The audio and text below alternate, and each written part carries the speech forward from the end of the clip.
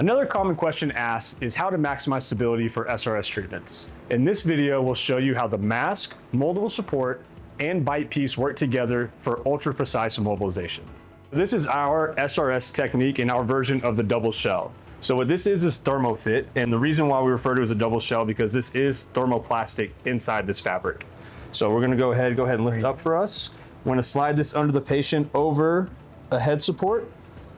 And she's gonna lay back, and you're gonna treat this almost like you would if it was a mold care. So you're just gonna mold it around the neck and get nice smooth contour and up above her head as well. Now this does take about 5 minutes to cure. And so as you can see, when it does come over here, it is very flimsy. So it is important to keep hands on it until it starts to harden. And just like any thermoplastic, you will notice it starts to cure and it becomes hard just like the mask would. And once it becomes hard and firm and in place, then we will put the mask over it. So again, what we're really doing is molding to her neck, making sure we have good support, making sure the top of her head is covered as well, almost like a backstop for her head.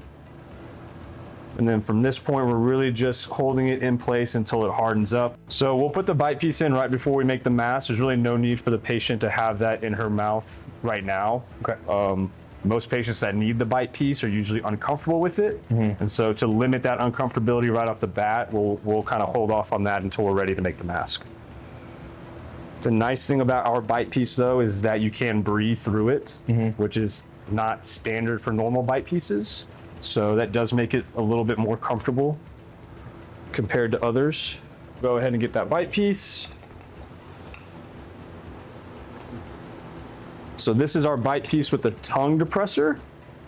So I'm gonna go ahead and stick this, and this is gonna go on the bottom of your tongue, and then you can kind of move it around until it's comfortable for you. Does that feel good? Perfect. And so we are gonna use a specific mask that is catered for this bite block specifically. And so you'll see that there is a hole specifically for this bite piece. There it is. So obviously we're gonna line that hole up, slide it right through. And then just like we would make any other mask, we'll do the side first. Lock that in, pinch the nose, pull the back. And then just like we would any other mask, we got those points of interest, so we're gonna pinch the nose.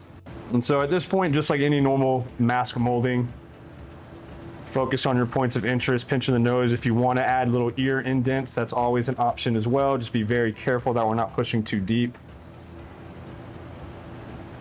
Anytime with any mask, it really is important to be very soft with your hands. We don't want to put any extra pressure, any indent points on the mask that could harden up and, be painful for the patient on treatment.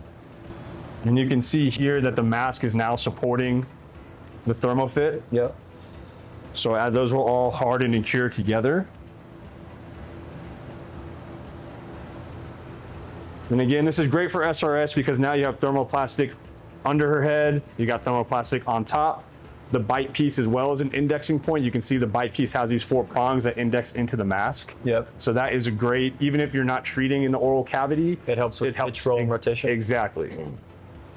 So there's some centers that will use a bite piece for all treatments, not just SRS. But again, with SRS, we're focused on, hyper stability. So this is a great thing to add, again, to watch that pitch roll and rotation.